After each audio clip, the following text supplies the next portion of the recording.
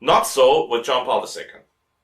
John Paul II, who obviously thinks that as Pope, it is his right to change whatever he wants to change, no matter what. John Paul II abolished the devil's advocate, which of course is one of the most grotesque absurdities in the so-called history of the Church and of the so-called Church. And there was a political reason. The founder of the Opus Dei needed to be canonized. Now, when you talk about the founder of the Opus Dei, you talk about the founder of a group, which I do not want to go into detail to. I just mentioned a few things, that has to be counted among the most powerful groups in church history. In church history, not world history, but church history. Because of the policy of the Opus Dei to make sure that the more powerful your position is, the more they want you as a member. Which of course is a very clever approach to power as such, and to money, needless to say. And I know from a witness within the Congregation for the Causes of the Saints, a witness that I will name publicly once he's dead, that the procedure for getting the founder of the Opus Dei beatified was vitiated. First of all, they tried to beatify a man who was at least dishonest publicly when he claimed that he had a doctorate in canon law. Until today, I have not seen, even though there were many requests, I have not seen the written proof to that fact. At the same time, this man, in a time under Pius XII, when the decree of Pius XII, 1949, that the membership in the Communist Party or the collaboration in the Communist Party would be under excommunication, the founder of the Opus Dei would accept Spanish or Italian members of the Communist Party into the Opus Dei, and when they asked the founder, but don't we have to leave the Communist Party then? He would answer, no, you don't have to. That's public disobedience to a valid and validly promulgated decree by Pope Pius XII. By the way, John the 23rd did the exact same thing when he was still Angelo Cardinale Roncalli, Patriarch of Venice. He sided with the Communist Union in Venice against the Italian government. Now, however that might have been under particular circumstances justified in the sense of a local justice, it cannot be justified under the aspect of obedience to a public papal decree that put the collaboration with the communists under excommunication. So even the case of John the 23rd has to be considered most probably invalid, also for other reasons which I will mention. And now the worst thing about it is they not only try to canonize, which of course officially has happened last Sunday, but in my eyes is not valid. They tried to canonize somebody who, for example, in his books was at least very close to heresy, if not a heretic, very close to heresy. Pius X, in his Pascendi Dominici Gregis, explicitly condemned and warned of the doctrine that would constitute the laity as the basis of the church. That's in Pascendi Dominici Gregis when he talks about the modernists being divided in progressives and conservatives. And then he says that the progressives are the ones who want to establish the laity as the foundation or the basis of the church. Well, this is exactly what the founder of the Opus Dei said. And here's another thing you have to see.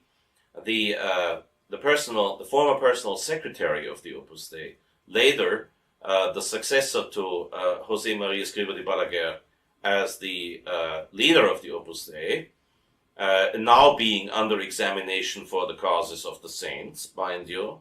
That's how fast it goes with the Opus Dei.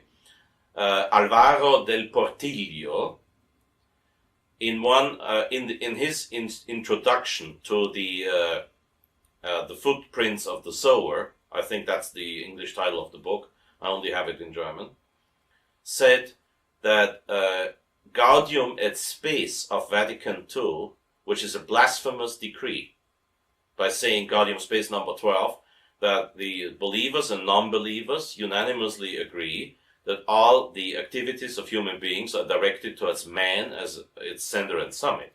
This is a perfect substitution of God with man. And now here, the secretary and successor of the founder of the Opus Dei claims that this was actually, this whole document, Gaudium et Spes, was actually the mind of the founder of the Opus Dei. And that again corresponds with his own statements in his own books. So we are dealing with a person who was at least close to heresy, who was publicly disobedient, and who certainly did not have an ounce of humility. Because a humble priest, especially a Spanish priest, if he is humble, would never first of all, get rid of the name of his mother. It's a long-standing, I don't know exactly how long, but long-standing Spanish and Portuguese tradition that your family name is twofold. You'll always have first the name of your mother, and then you have the name of your father. José María Escrivá de Balaguer was not born as José María Escrivá de Balaguer. He was born as José María Escrivá Albás. Escrivá with a bravo. B, bravo. B as in bravo. Escrivá. And his second family name was Albás. A-L-B-A-S. Alpha, Lima, Bravo, Alpha, Sierra. For those who know how to spell. His name was Escrivá Albás. Albás was his mother's family name. The first thing he did, this inspired example of humility, he threw out his mother's name and assumed a de Balaguer, which is sort of local nobility. The perfect example of humility.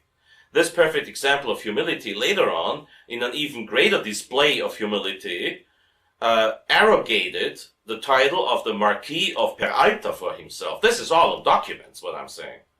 Now how come that a humble Spanish priest, the Grand Master of Humility, founder of the Opus Dei, would request the title of a Marquis for himself, higher than a Count, just between the Count and the Duke? Not John Wayne, but the Duke. I mean, the noble title, Duke. How come he would assume that title? Especially in such an absurd context, because the Marquis of Peralta is not a hereditary title. There was a guy back then in the 16th century who did a favor to the Emperor Charles V, and Charles V said, well, what do you want? Can I do something for you? And the man said, yes, Your Majesty, I'd love to have a pension, so I won't have to work. So Emperor Charles V made him the Marquis de Peralta ad personam, personally, like the English sir. If you're the son of a sir, you're still Mr. And the son of the Marquis de Peralta was a Mr., a Senor. How could the founder of the Opus Dei want or deserve, as a matter of fact, the title of a Marquis who existed once in Spanish history? Why would he want a Marquis that was never his and could not be his, neither from his father's nor his mother's side? Is that what you call a perfect example of humility? Hi, John, you can call me a Count from now on. I'm Count Hess to you, okay? Of course he got the title because by the time he wanted that title, the competent ministry in Spain was already in the hands of the Opus Dei. That's how things work. And here you have a man canonized for his humility, because there can't be a saint who is not humble, canonized for his humility. So you have the holy Saint Marquis de Peralta. Saint José María Escrivá de Balaguer, Marquis de Peralta. Humbly born as the José María Escrivá Albás, Escrivá being a Jewish name, Albás being a Jewish name, by the way. Escrivá Bravo. I spell it for those who are interested. Echo, Sierra. Charlie, Romeo, India, Bravo, Alpha. Is the Spanish word for scribe. There are people in this country who still have the German name Schriftgelehrter. Schriftgelehrter means scribe. Escriba means scribe. And the Spanish word albas doesn't mean white. White in Spanish means blanco. Albas, which is derived from the Latin alba, albas, albus. The priest is wearing an alb because it's white. Albas in American would be spelled Weiss. W-E-I-S-Z. Whiskey, Echo, India, Sierra, Zulu. Weiss.